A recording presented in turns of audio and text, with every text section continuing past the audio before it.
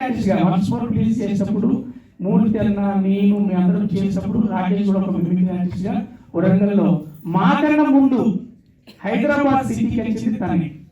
మాకన్నా ముందు మేము వరంగల్లో ఈవెంట్ చేసుకుంటూ అక్కడ ఏదో ఉద్యోగం అవి చేసుకునే క్రమంలో అక్కడ కానీ వారికి ఆఫర్స్ అందిపుచ్చుకోవడంలో ఫస్ట్ రాకేష్ ఉన్నాడు. అది గోకుల్ ఛానల్ కావచ్చు, అది మా టీవీలో కావచ్చు. వాడిని వెళ్ళి కలవడానికి తప్పుడు చేస్తున్నాం. ఇప్పుడు రాకెట్ రాఘవన్నతో కలిసి గోకుల్ ఛానల్ చేసేది. హైదరాబాద్ పోయి కలిసి వచ్చిన తప్పుడు నువ్వు బాగా చేస్తున్నారని, నాకు కూడా ఏదైనా ఆపర్చునిటీ చూడు అని. ఆ టైంలో మా పరిచయం. నేను రాకేష్ చూసిన క్రమంలో జయలక్ష్మి అమ్మ పేరు అంతేగా, జయలక్ష్మి తనయుడు జయలక్ష్మి ఉన్నది. తల్లి తండ్రి తానే పెంచే ఒక కొడుకును చూసా. నేను చూసిన నా రాకేష్ కు ఖచ్చితంగా నేను బాగా చెప్పాలంటే వానికి కొనుక్కోవడానికి కూడా చెప్పులు లేని కాలంలో నేను వాడిని చూశాను. ఆ కాలంలో ఒక మైక్ ఇస్తే చాలు స్టేజ్ దగ్గరికి వెళ్ళి నా మిమిక్రీ నేను చేసుకుంటా అని చెప్పి అవకాశాల కోసం ప్రూవ్ చేసుకోవడానికి వాడి అప్పటి నుంచి ఇప్పటిదాకా అదే బాడీ లాంగ్వేజ్ తోటి అలాగే వాళ్ళందరితో పని తీసుకునేది కావచ్చు, పని దొరకబట్టుకోవడంలో కావచ్చు, అందిపుచ్చుకోవడంలో కావచ్చు, కమ్యూనికేషన్ మెయింటైన్ చేయడంలో కావచ్చు, ప్లాన్ చేయడంలో కావచ్చు, దాని ఆచరణలో పెట్టడం కావచ్చు, సక్సెస్ పెట్టడంలో కావచ్చు, రాకేష్ గారికే గుర్తింపు. ఎందుకంటే మేమందరం చెప్తున్నాం కదా, ఒక అవకాశం తప్పని అమ్మాయి అవకాశం దొరికి చేసాం అయిపోయింది అని పోయి పడుకుంటాడు. అమ్మాయి రిలీజ్ చేసాం సంతోషం అయిపోయింది అలా కూడా పడుకుంటాడు. అమ్మాయి మొత్తానికి కదా విడావల్ని అనుకుంటాడు. తప్పుడు నువ్వు ఇందాక కూడా చెప్పినావు యుద్ధం చేసినావు, మళ్ళీ దాన్ని రైట్ చేస్తా. నువ్వు లైఫ్ లో ఎప్పుడు యుద్ధం చేయలేదా? నిన్ను నువ్వు చెప్పుకుంటూ, నిన్ను నువ్వు వెతుక్కుంటూ, నిన్ను నువ్వు తెలుసుకుంటూ, నిన్ను నువ్వు ప్రమోట్ చేసుకుంటూ నీ కోసం బ్రతికే క్రమంలో జయలక్ష్మి సాటిస్ఫాక్షన్ చేసి అక్కడ కూర్చోబెట్టి ఇప్పుడు సుజాత సమేత రాకేష్ వైను. అది మాత్రం ఎందుకంటే జయలక్ష్మి గారు ఒక్క చెప్పు వెనకాల ఉండి గడ్డ మీద కూర్చున్నది, అలా ముందు తోలు బొమ్మలాటలో మీరు ఆడుతున్నారు. అలాగే రాకేష్ అన్న నువ్వు ఇంకా మంచి సినిమా చేయాలి, అందులో నేను ఉండాలి. అందులో నేననే కాదు మనలాంటి వాళ్ళకి ఆపర్చునిటీ ఇవ్వాలి. తల్లిగేళ్ళ భైరి గారి దగ్గర ఉన్నప్పుడు ఒక ఫోన్, ఒక సినిమా చేయాలి కుర్రాడికి అని నాకు చెప్పాను. నన్ను అడిగాడు, సార్ కుర్రాడు నేను చేస్తున్నాను ఆల్రెడీ అయితే ఇంకే అన్నాను. లొకేషన్కి వెళ్ళగానే రాకేష్కి నిజంగా దర్శకత్వం కానీ యాక్టింగ్ కానీ ఎంతవరకు తెలుసు అంటే మామూలుగా జబర్దస్త్ కమెడీ షో నా అభిప్రాయం పైనుంచి ఈత కొడితే వాళ్ళని చూస్తే ఎట్లుంటుందో అలాగే వచ్చి ఈత. ఏంటంటే అతను సినిమా తీసేంత సత్తా కానీ దమ్ము కానీ ఒక కలేజ ఉంది కానీ అక్కడున్న వాతావరణం అట్లా లేదు. నేను వెళ్ళగాను లొకేషన్కి వెళ్ళగాను, నాకు నా క్యారెక్టర్ కానీ లెంత్ లేదు, నా క్యారెక్టర్ డైలాగ్స్ లేవు, నా క్యారెక్టర్స్ ఉండేటువంటి కాస్ట్యూమ్ లేదు.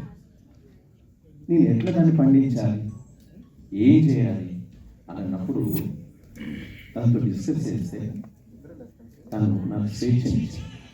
అప్పుడు నాకు అర్థమైందంటే అతని యొక్క కలేజ ఏంటంటే ఇంత సక్సెస్ కావడం గల మూల కారణం ఏంటంటే తనకు ఏంటి తెలియదు, ఖచ్చితంగా నమ్మి ఒప్పుకొని దానికి సరెండర్ అవుతాడు. అదే ఈనాటి సక్సెస్ మూల కారణం. ఏ టాలెంట్ ఉన్నటువంటి సమూహాలు ఏకమై ఒక గ్రూప్ అయి ఎక్స్చేంజ్ అయ్యి ఒక మంచి సినిమా బయటకు వస్తున్నాయి. అందులో భాగంగా బలం ఇప్పుడు మీరు చెప్తున్నటువంటి ఇప్పుడు మన సక్సెస్ పెట్టిన కేసీఆర్, ఇవన్నీ అందరి లోపల ఇతని దగ్గర ఈ సొంతం ప్రపంచానికి చెందినటువంటి ఎంత గర్భంలో ఉన్నటువంటి వజ్రాలు బయలుదేరాలటువంటి టాలెంట్ రోజు చూస్తున్నాం. ఈ అన్న దగ్గర ఈ క్యారెక్టర్ బాగా చేస్తాడు, ఈ అన్న మ్యూజిక్ తెలియస్తాడు అన్న, ఇలా అందరినీ కలిసి ఒక యూనిటీ గొప్ప ప్రపంచాన్ని ప్రూవ్ చేసుకోవడానికి వాళ్ళే మార్కెటింగ్ అన్నీ వాళ్ళే అన్నీ కానీ ఒక యుద్ధం మాదిరిగా ఒక అది ఆ యుద్ధం నా పైన నిలబడ్డది. అందుకే నాలో ఉన్న సరస్వతిని అమ్మకుండా ఆ కుర్రాడికి ఎట్లా చేయాలి. ఈ మాట ఎందుకు చెప్తున్నానంటే వరంగల్ అన్నాడంటే చెప్తున్నాను. ఒక ఫంక్షన్లో ఒక చారిటీ క్లబ్లో ఒకసారి తెలిసినాడు, అన్న మీరు నాకు తెలుసు, ఇంటున్నప్పుడు మీతో తెలుసు ఫోటో దిగాను. నాకు చాలా కిక్ ఇచ్చింది, అందులో నో డౌట్ లేదు. ప్లీజ్ థ్యాంక్ యూ రాకేష్, నాకు అవకాశాన్ని ఇచ్చినందుకు థ్యాంక్ యూ.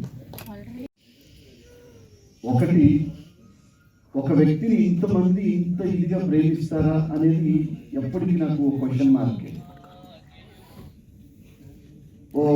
ఒక ప్రెస్ మీట్లోనేమో నాగేంద్ర గారు మీ అందరి తరఫున వచ్చి పాత్రికేయ మిత్రులందరి తరఫున నేను మాట్లాడుతున్నానని, ఒక ప్రెస్ వ్యక్తి అంత ఇదిగా గొప్పగా మాట్లాడడం నేను ఎక్కడ చూడలేదు. స్టేజ్ ఎక్కి నాగేంద్ర గారు డే 1 ఇది చాలా అద్భుతంగా తీసిన సినిమా ఇది అని ఆయన గొప్పగా మాట్లాడారు. ఒక 500-600 సినిమాలకి కెమెరామెన్ పని చేసిన అంజీ గారు, డైరెక్టర్గా ఉన్న అంజీ గారు, ప్లస్ నవీన్ గారు, ఇలాంటి టీం అంతా కూడా అందరూ ఓన్ చేసుకున్నారు. ఎందుకు చేసుకున్నారో తెలియదు. ప్లస్ ఇతరులతో చాలా ప్రమాదం ఏంటంటే పరిచయం ఒక లైఫ్ టైంకి మీకు ఒక గమ్ములాగా ఉంటుంది. It's not only for Sujatha, everyone will travel. మీరు అందరూ అసలు జీవితాంతా ట్రావెల్ చేస్తారు. మీరు అనుకుంటున్నారేమో ఈ ఒక్క కేసీఆర్, ఈ కేశవ చంద్ర రామావతి సినిమా మాత్రం మీరు ట్రావెల్ చేస్తున్నారు అనుకుంటారు. కానీ ఇంతటితో ఆగదు. మళ్ళీ ఈ సినిమా తర్వాత ఇంకో సినిమా మీరందరూ ఇట్లానే ట్రావెల్ చేస్తారు. నాకు తెలిసి వంశీశేఖర్ అంటే ఇండస్ట్రీలోనే పెద్ద పిఆర్ వాళ్ళు చేసేది. పెద్ద సినిమాలకి పిఆర్లు అనుకుంటాం. అట్లాంటిది వాళ్ళు ఈ సినిమాని ఆయుధ భుజాల మీద వేసేసుకున్నారు. Everyone, so each and everyone. ఈ అందరి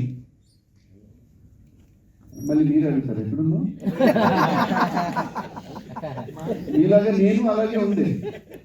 దాదాపు అసలు ఆ సినిమా రిలీజ్ టైంకి ఒక 500 మంది థియేటర్ తీసుకెళ్ళి రెడీగా ఉండండి, ఇప్పుడు అసలు చూడన్నా పక్కన చెప్పాడు వచ్చి ఆల్రెడీ వెళ్ళిపోయాడు జరగండి. సో జరుగుతుంది. It's all happens in life. పోటుగా నువ్వు సినిమా చేశారు, 4 హీరోయిన్లు ఉంటారు. ఒక హీరోయిన్కి నేనే మొగుడిని. ఇప్పుడు మళ్ళీ సార్ అమ్మాయి ప్రెగ్నెంట్ అయితే హాస్పిటల్లో స్ట్రెచర్ లాక్కుంటూ ఆ రూమ్ లో తీసుకెళ్ళింది నేను డైరెక్ట్ ఒక్క సీన్లో నేను ఉంటే ఎవరన్నా దీనికి ఎవరు కారణం అని అడిగితే ఏం చెప్పుకుంటారు బయట అని అడిగాను. మీరేం అడిగినా నువ్వు బలం ఉన్నావు, నాకే సంబంధం ఎక్కువ. నేను బతిలాలు చేయించుకుంటాను, కాలు బట్టి చేయించుకోవడం అనేది నా ఇంపార్టెంట్. కానీ ఆయన ఆల్రెడీ 5 సినిమాల్లో చాలా బిజీగా ఉన్నప్పటికీ నా కోసం వచ్చి చేశాడు. Thank you very much. నువ్వు అనుకున్న పేమెంట్ నెక్స్ట్ సినిమా ఇచ్చే స్థాయి నాకు ఇవ్వాలని నువ్వు ప్లేస్ చేయమని. Thank you so much. మామూలు ఆర్టిస్ట్ని స్టార్ ఆర్టిస్ట్ చేసిన ఆర్టిస్ట్కి ధన్యవాదాలు. నేను చాలా చిన్న ఆర్టిస్ట్ని స్టార్ కాస్టింగ్ చేసిన నిజంగా రాకేష్కి ధన్యవాదాలు. Thank you so much Rakesh.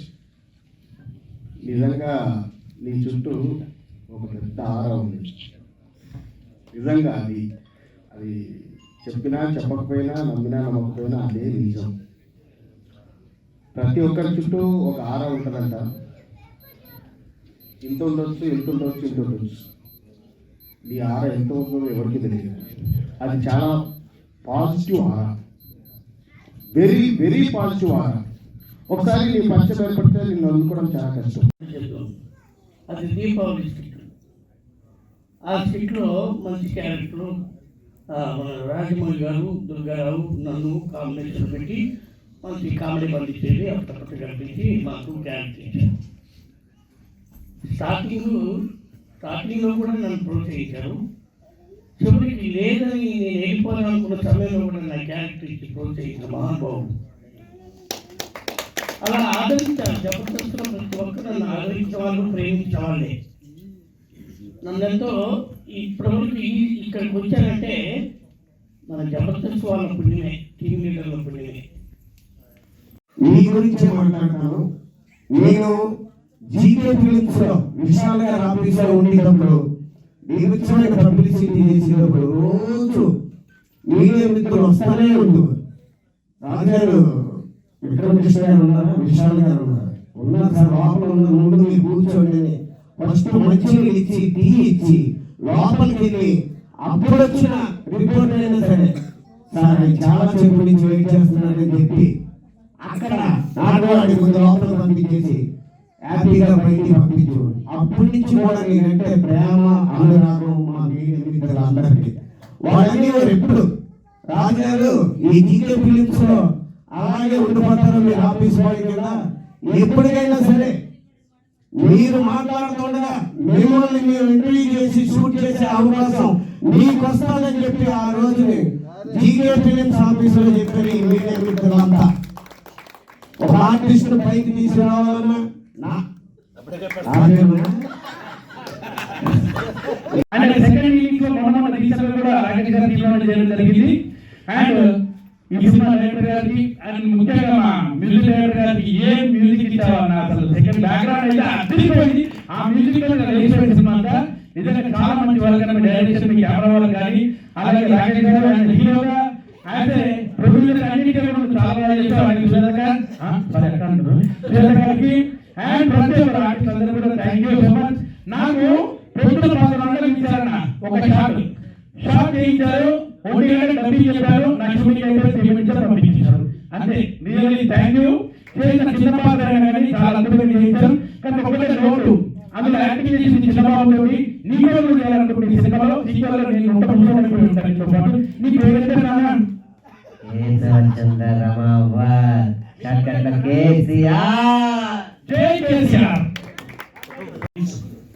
మాకు మా ఇంటికి కేసీఆర్ వచ్చారు.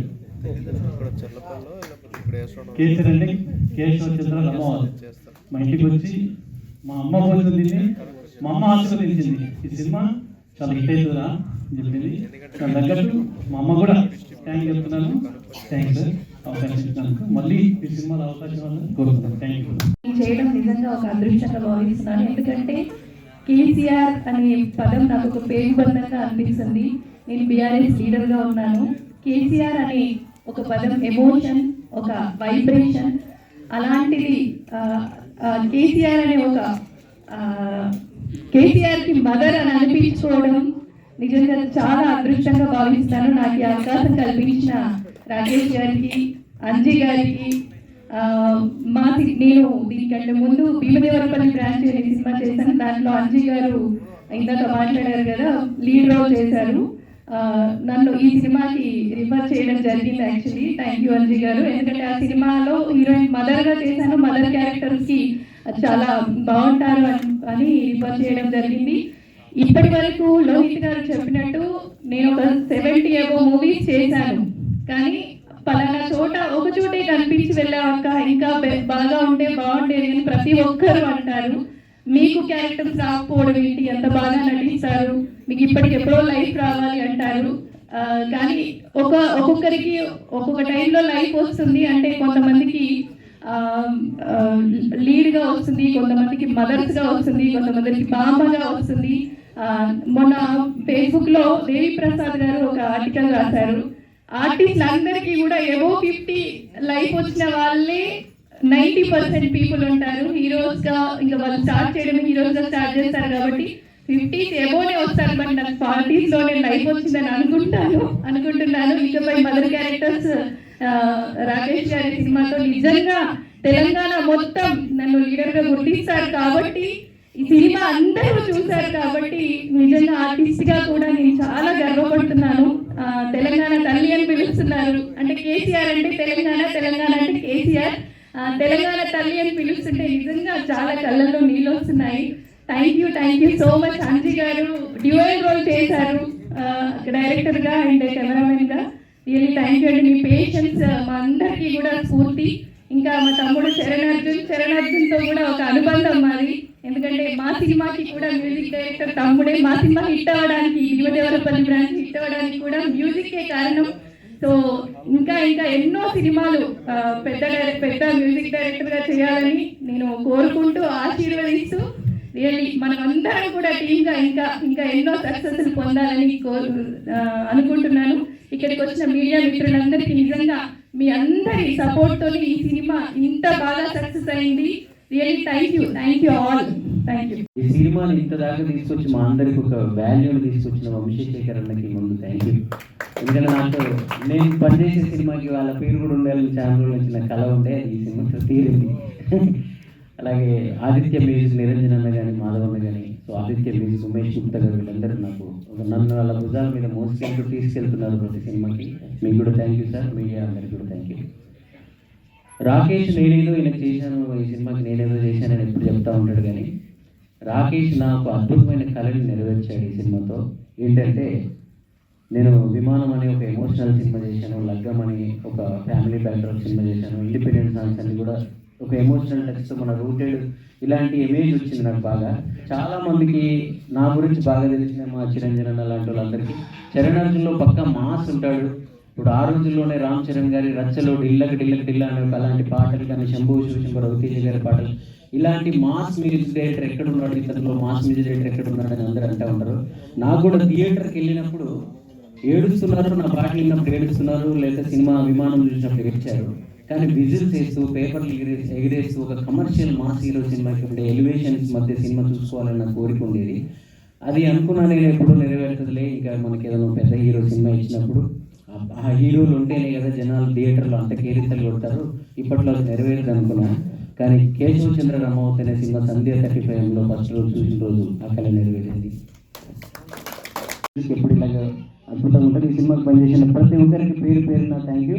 గరుడవి గంజన చిరంజన్ శ్రీనివాస్ అన్న కూడా ఒక ప్రమోషనల్ సాంగ్ రాసేస్తున్నారు.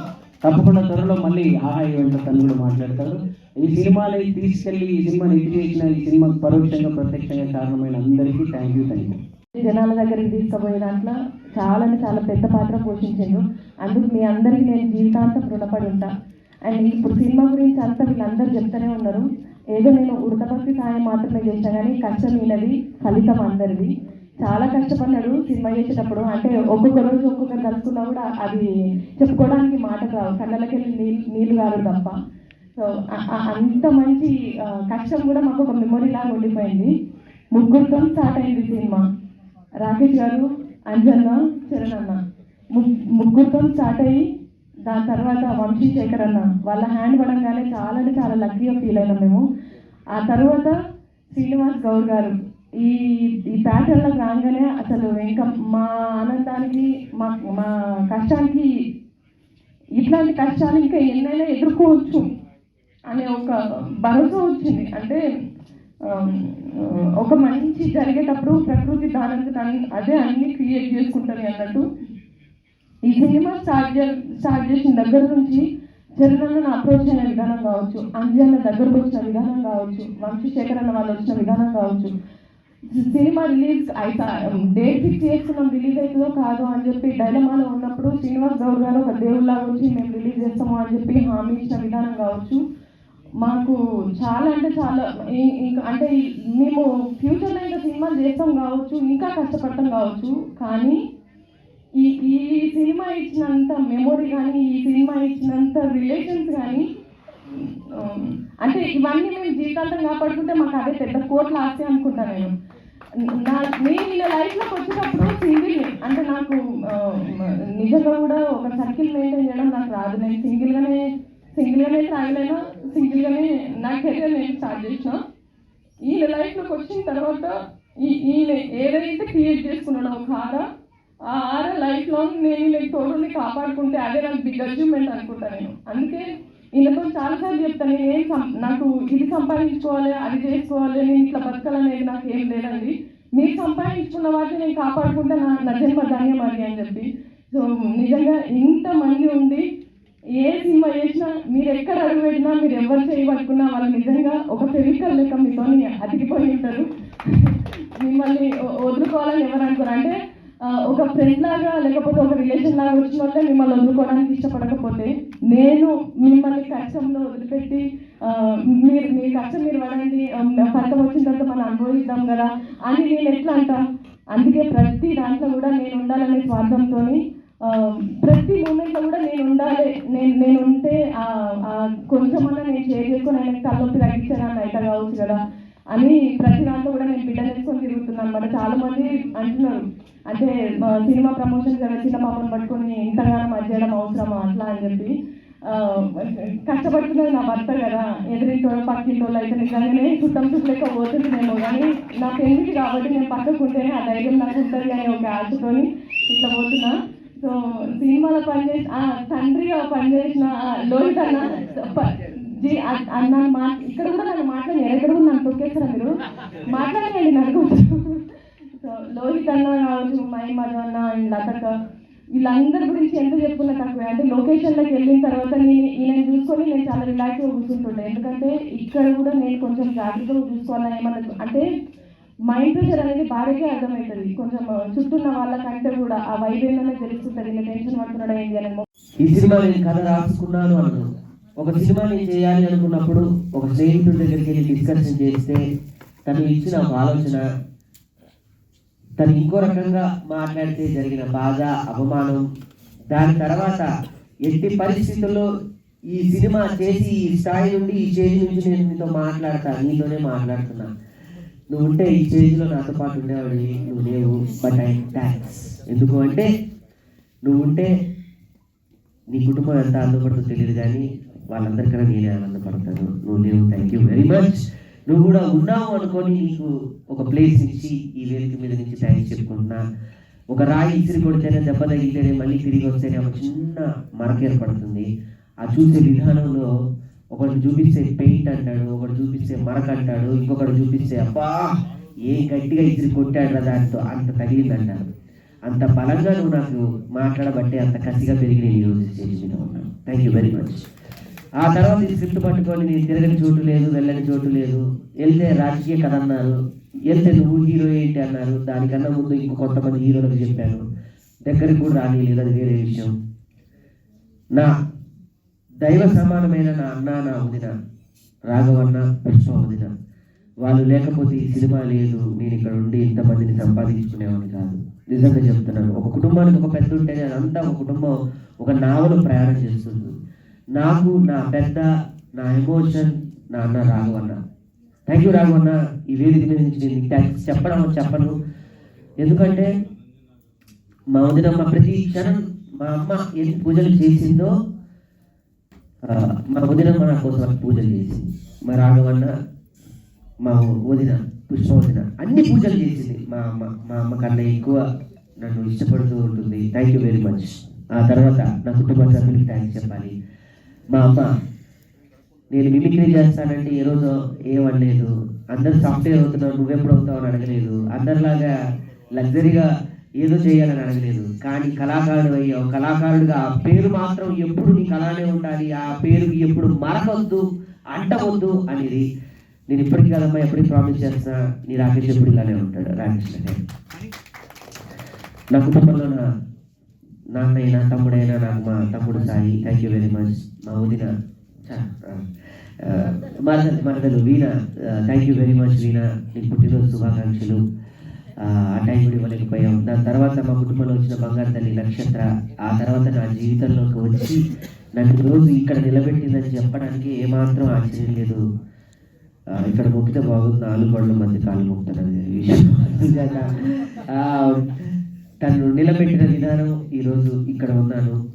దాని తర్వాత తను వచ్చి నాకు ధైర్యాన్ని ఇస్తే నా కూతురు వచ్చి నాకు సక్సెస్ ఇచ్చింది. నా కూతురు ఖ్యాతి, తన పేరు పెట్టిన ఖ్యాతి అయితే నాకు ఖ్యాతి తీసుకొచ్చింది. Thank you very much. ఇంకా టెక్నీషియన్స్ చెప్పాలి. మా శేఖరన్న వంశీ అన్నకి పాదాలు వందనాలు. యువి మీడియా వాళ్ళకి thank you very much. Venkatanna అందరికీ నమస్కారం అండి.